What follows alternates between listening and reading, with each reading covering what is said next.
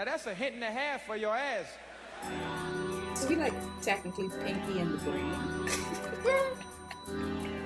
Which one are you? Let's not get into that. Whoever gets there first, then we know. Sometimes you just gotta meet a dumb motherfucker. Where he's at.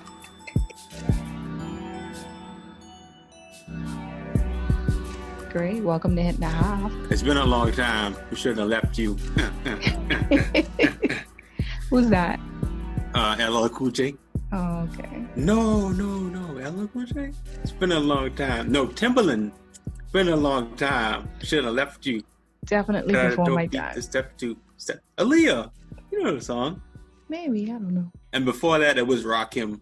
Oh, I definitely don't know who that is. Wendy Williams would have him on. I was like, who is this guy? You don't know Rakim Allah. That's why you're definitely years beyond me. Keep trying to deny it, but that's you only a couple months younger than me. Yeah. All right, but yeah, welcome back to another episode. Thanks for joining us. Be sure to like and subscribe. I don't know what the fuck wrong with y'all. God damn, it ain't that hard. We got a demerit for foul language. That was weird. We did? From who? Some random comment. Sorry, buddy. We'll try to keep it a little PG this time. Nah, keep it pushing. Freedom of speech. We like to exercise that.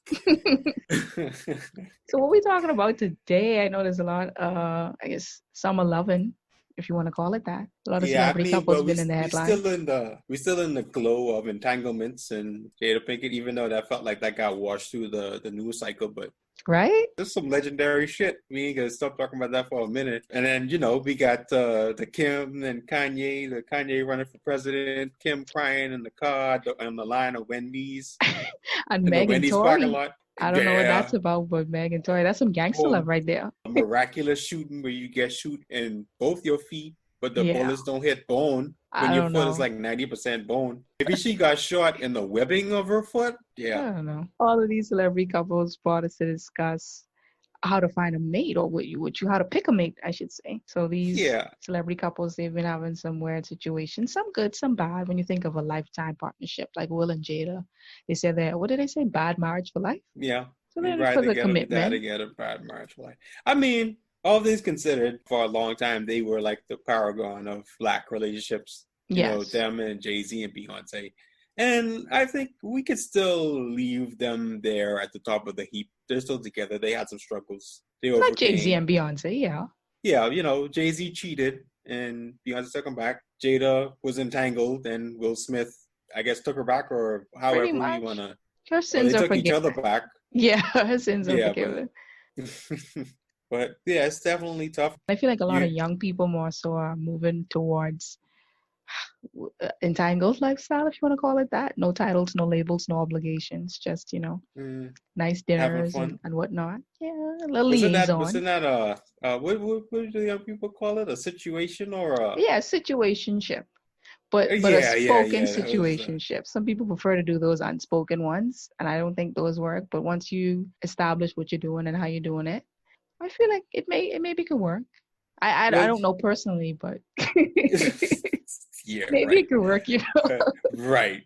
But in the Bahamas, like, we never really learned how to date. So true, oh man. Because be in high school and you see a girl you like and she like you, then we going. So pretty much, that's my girl, and we never really learned how to date. I don't know what the young kids are doing today. They're not dating. They're probably doing the same thing. 2 phone calls twice a week, and that's a relationship. If you're lucky, if your mother let your dogs to go to the mall. So at least for the younger ones in high school now, college age people. I don't know. Yeah, the young adults, the young professionals. What y'all doing? Are y'all dating? I think we're dating and setting boundaries, which is a good thing. So like, if you are a guy, you like to hang out with your boys or you like to stay home and play game, you don't necessarily want the pressures of having a girlfriend who likes to go out and be seen and take pictures and all of that. So you're like, I like you or whatever, but I'm not ready for a relationship. And if it's not a vain thing and you generally have feelings for each other, why not wait and feel it out and see what's going on? Because, you're only getting older. You're going to die someday. What's the rush? Better to do it the right way and be happy. Some of these fellas ain't really ready to grow up. And that's true. You can see it from both sides. It's just immaturity on both sides. Yeah. But those are the fugazi relationships where they do everything for social media. I don't get that either. If you have a healthy relationship, I don't think everything needs to be on social media unless you're making money. Nah, even then. We're looking at Meg and Tory Lanez, and you might say, well, we don't know if they together or not. But that's an odd looking couple. I mean, I agree. Megan is basically 6 feet tall, and Tory is basically 5 feet tall. If that.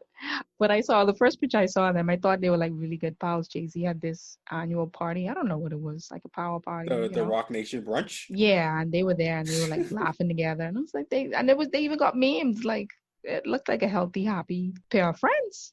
Mm-hmm. So when all of this stuff came out, I was like, how did Meg get with Tory? What did she do, or what happened for him to get so angry? If they even together, even just hanging out, like I don't see them as friends socially. Yeah.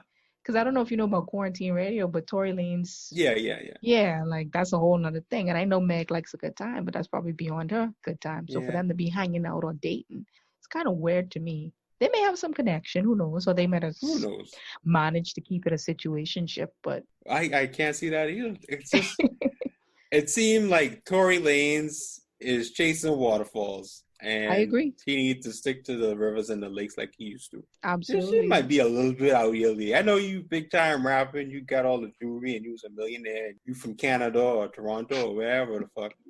Maybe you might want to sit this one out. Maybe you don't want to climb this mountain, little man. But I feel that's you might be a little too short for that ride. He maybe thought he could, because some shorter guys, like you say, they have insecurities, so they want to go for girls kind of, I wouldn't say out of their league, but that they think are unattainable. So for him, being with Meg was a win in whatever way possible. I mean, it is, but I mean, are you mentally equipped to handle that, little man? Exactly. And the thing is, Meg was with another rapper, and they, I guess, amicably broke up. But he got mad at her because she was like, "I'm single now." So I don't know, maybe an ego thing, and Meg don't care because she's a young girl. She's from Houston. She has total independence of her life. So the last thing she's trying to do is submit to a machoist man, to a fragile little man. Well, we don't even know that they're together, so this is all alleged. We're just assuming that. It begs the question, when you out there looking for somebody to spend some time with, to settle down with. What you're looking for, you got to be making sure you're picking the right person. You got to be making sure you're mentally equipped to deal with whatever they got going on. Yeah, to have a good understanding. I think Will and Jada, despite the entanglement, they're a steady couple. They understand each other, and they have set boundaries even from the beginning on what they would deal with. I watched an interview they did. I think it was a Red Table Talk, and Will said him and Jada were out, and they had a little spat, and they took it to another room, and Jada cursed. Like, you talk, you're aggravated, you curse. And Will, or I think it was the other way around. And Jada was like, don't curse at me. Like, I don't want to establish that where we're, tossing around words like that. And I feel like that's a good mantra to live by. I live by that. Like, I may curse in conversation, but with who I'm with, like, I'm not going to curse at you. I don't believe in that. Because once you start escalating things to certain levels, honestly, you say that now. In my maturity now, I can say that. But it's important to set good boundaries and understand what you're willing to deal with and what you're not willing to deal with. And I feel that's what Will and Jada did. And it's given them longevity. That's not a bad principle to take away from their relationship. Yeah, one would hope. Should be. Once you reach a certain age in life, you should try to figure out your non-negotiables. And that's important. So for me, a definite non-negotiable is ambition. Like, you have to be ambitious. I'm pretty ambitious in life. I mean, I'm not trying to be the next Oprah or nothing, but at the same time, I'm going to aim for the moon. And if I hit the stars, that's pretty good, So definitely need someone who's equally or on par with ambition, similar-minded with financial literacy and financial maturity. I feel like a lot of people lack that, especially in their earning years like we're in now. You get a little bit of money or some money that you never had before and want to go ham, but you got to think long term. Yeah. And some other stuff like gender roles is a big thing I see people have been discussing now. For me, growing up in the Bahamas, we're pretty traditional to an extent. Yeah. So I guess are you in that mold? I feel like you kind of buck tradition. Yeah, like I'm pretty like fuck tradition. I mean, I understand. I wouldn't say the necessity but more so the practicality of some gender roles in certain situations. But I'm not going to be with anyone who's going to be like, well, I want a woman who cook and clean for me. You're functioning adults. You should be able to cook and clean, period. Man, woman, in between, like, you should be able to take care of yourself before I would elect to want to help you. So nobody wants dead weight. Yeah. You know, woman want no dumb man too. Exactly. So That's what about nobody. you? Okay. Well, you're spoken for, but did you Yeah. consider any of these things along the journey? Yeah. I mean, one of the things that I always remember, and this is like some of the best advice my dad gave me, he was like, when you're picking somebody to decide to marry or, you know, consider, you should always look at how they treat their parents, because how they treat their parents is a good indicator of how they might treat you. So that was one of the things that I always look for. And then I always wanted somebody who would encourage me to be my best self or to do the right thing, you know, regardless of what I wanted to do or what corners I thought I could have cut or something like that. I just always wanted somebody to be like my conscience almost. To kind of pretty check good. me. Yeah, you know, it's the little things, the little things. Wise words from an old man. That's pretty good So, advice. So, you know, there's the other thing too when it comes to like the Bahamian context and our Bahamian reality is our religion and our spirituality. That's another big thing. You know, we like to do the weddings in the churches, and you know, the old people say like God bless your marriage and all that other good stuff. Is that a thing to you now? Like, could you see yourself marrying someone who isn't Christian or someone who's atheistic? I'd say yes off the bat, because I thought about it, established in my head that I wouldn't let religion be a deterrent in dating. Mm-hmm. I know it's a big factor, and for me, I would always want to have that discussion and to see how far your religiosity goes, just to know like what I'm getting into. Because, you know, while we are Christians mostly for the most part in Bahamas by faith and by religion on a checkbox, there's certain Christian practices. I'm serious. Certain Christian practices. Yeah, certain Christian practices that we have and that we carry out. Like, you know, you may do a communion, or, you know, Sunday may be a quote unquote Sabbath or whatever, and you may meet someone that you really like, and 5 months in, you find out that they're like probably Muslim, or they may be an atheist. So how do you navigate that, knowing you have strong values that you were brought up with? It may not be anything like, you know, saying 3 prayers a day, but to that person, it may be that serious. So you got to consider those things in dating and finding a mate too. You definitely have to have those conversations about religion, gender role important, finances. Yeah. Was that something you had to navigate? A conversation? Well, yeah. Did you have a conversation at all about religion? No. You just played it by ear? It wasn't that big of a deal to me, and I guess it was kind of fine that my partner is Christian, even though she isn't as devout or spiritual as I am. We both have the same religious beliefs.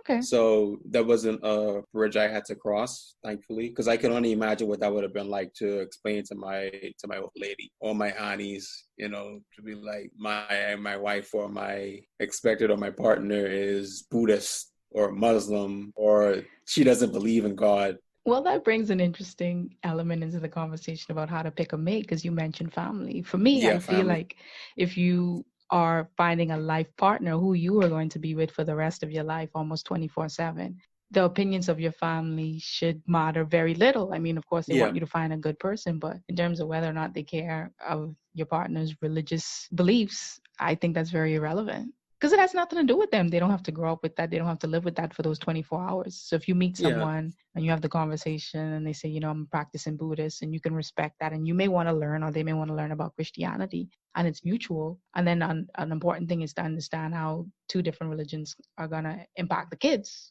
because, you know, they're going to be affected some way or another. And if you guys establish what you're going to do, it shouldn't matter what your parents think, I feel. But in Bahamian culture, we tend to rely so much on what our parents feel about our life partners. I wouldn't even get into dating. I feel like dating don't count. Like, you could date, your mother will never like someone you're dating, and it doesn't matter until it comes to the point where you got to marry that person, because that's like your right hand, you know, your heartstring. Yeah. And then but this is the thing too, like you have to think, you know, if you're fortunate and your parents are fortunate, they'll be around for a while, and then they'll need you if you're a good enough child to take care of them. If you're married to somebody, then by default, you know, they need to help you with taking care of your parents too. I'm talking about like just to have somebody to help you take care of your parents. So like if something happened and you at work and your partner is free, you know, it'd be nice if they could go by the house and check on your parents. Yeah, it should or something be like that. That amicable, I agree. If they could at least care for them the way you would like for them to care for them, or to be able to help out.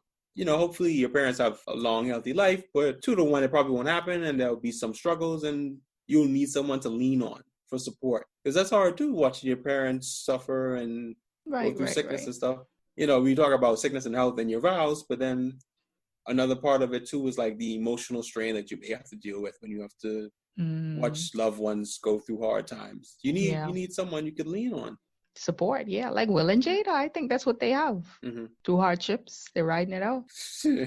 So in terms of that, especially when it comes to emotions and mental strains that we may go through, Kim and Kanye, what kind of job, in your opinion as a man, do you think Kim is doing? See, that's the thing. So remember I spoke about like having someone to be my conscience and keep me in check? Right. I think that's where she's failing because, or maybe she's trying for all we know. And, it's hard. I know Kanye, I imagine he's a lot to deal with, but one would hope that she could keep him in check. And, when she sees him out there wilding and acting the ass, she could kind of rein him in. One could hope, but then at the same time, he's an adult. He's his own person. So we don't really know what that dynamic is like in that relationship.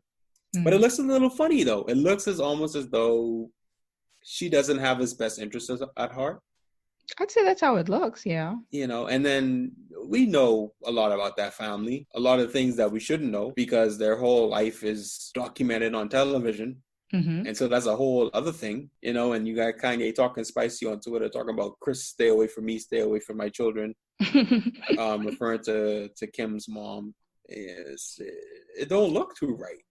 I'd say that the optics are very bad, but who's to say Kim isn't doing her part as a supportive spouse? I mean, she came to see him eventually, but he's also suffering. He has mental health issues. Yeah. So that's a part of it too, to an extent. You're always going to be there for your partner, but when things get to a certain extreme and they don't want help, like you can take the horse to the water, but if they don't want to drink, what are you going to do? And I feel like Kanye is that kind of stubborn where he'll be like, don't worry about it, or I'm okay, or I'm just going to the ranch for a few days. And then you open up Twitter and that's what you see. So I don't know. Who's to say what kind of job Kim is doing? Is she standing by his side? Yep. That's a good thing. Now, here's a hint and a half for that ass. When you're picking, you try to make sure you pick right from the jump so you don't end up in scenarios like that. So this is where all these questions come in, like, what's your mental health situation like? What's your parents' mental health situation like? Y'all got any hereditary diseases? You got anything I should know about you? On any medications? Any bow-leggedness running in your family? Like, let me know. You got any murderers in your family? Like, that's true. Important question. Alcoholism, drug abuse, because that's just like the best advice I could give any person who is single under the sound of my voice. Try to pick right from the jump. Yeah, everybody under the sound of my voice in Radio Land. Just try to pick right from the jump. I know it's easier said than done, but you gotta do your due diligence. Because you don't want to end up in these scenarios where you out here and when your partner embarrassing themselves, by default, they embarrassing you too because they represent you. Yep. And they represent you, they represent their family, they represent your family. That ain't easy. And so that takes me all the way back to our first couple, Mr. Lanes and Miss Stallion. You got to make sure you picking someone who's your speed. I agree, but I give Meg a blind. Meg, like what, 24? I don't think she's looking for a life partner. She probably dating. Yeah, two of them young. But even when you're dating, be clear what you want. Be clear on your expectations and what you want from your partner, and make sure you're picking someone who's the right speed. I agree, and remember, people don't change. How you meet them, that's how they're gonna be. People rarely change for others. When people show you who they are, believe them. Yep. That's another hint and a half. Stolen from whoever. Yeah, whoever that was, whoever we stole that quote from. So all of that being said, and picking a partner, at what point do you know when it's time to call it quits? For me, I'd say it'll be around, like I said, you should set non-negotiables early on. It doesn't have to be like a vocal thing, but mentally know what you're going to deal with and what you're not going to deal with. And when those things come up, put your foot down. Don't be like, I'll give him a chance or, whatever. Yeah, no. Stick to your guns. Yeah. Especially if you're ready to get married. Now, marriage and being in a long-term relationship is a different thing. If that's the person you say you want, you're committed to that person, be committed. That may mean that, you have to go through some of those non-negotiables and you might need to negotiate. There ain't nothing wrong with that. That's a good point. But it's great to, from the jump, have your priorities straight, know what you want, draw your line in the sand, and say, once this start going here, as soon as you tell me you love me or I feel like I love you, I don't want to do that, cut. Or if you disrespect me, you disrespect my friends, you don't know how to act when you're drunk. That's a line you cross. No, dropping some gems here, man. They should be paying me for this shit. I mean, the least you could do, truth be told, is like and subscribe and leave a comment. That would be the bare minimum. But I think that's valid. Make sure you have your priorities set and know what you're looking for. Know what your expectations are, and just stick to them. Don't be going with people just because she cute, he look nice, got money. Yeah, man. Honestly, relationships aren't a necessity. Young people out there. Not saying that that's the wrong thing to do, but make sure you're going in with clear intentions. If this is just a sex thing, make sure you keep it clear to yourself. This is just a sex thing. Yeah, and let that be established between the two of you. Don't mislead people. Like we old enough to take some tough talk. Yeah, man. Yeah. Communicate. Just be upfront. If it don't work out, it don't work out. So you don't gotta be killing yourself. Yeah, time heals all wounds, as they say. Yeah. But I think that's enough. You drop enough knowledge, dropping books on the floor, kicking knowledge. Y'all pay like $100 a session for these things and in these relationship workshops and stuff. Like, just like and subscribe. You get these gems for free. Leave a comment. We'll be back at you shortly with some more hot fire. Thanks for listening. I hope you enjoyed it. Let us know down in the comments what you think. You got any questions? And if you have any commentary to add to things that you think maybe should be considered for relationships and picking a mate for a long-time relationship or leading to marriage, drop it in the comments. Let us know, and we can have some intelligent discussions about it. Yeah, we can revisit. This is an evergreen topic. Yep. We can talk about this shit for days and years and decades on end. We ain't got nothing to do but get locked down anyway. So. We got time. I will start you on the lockdown. But yeah, thanks for listening. If you made it this far, you're a real one. Thanks. Take care. Stay safe. Take it easy. Deuces.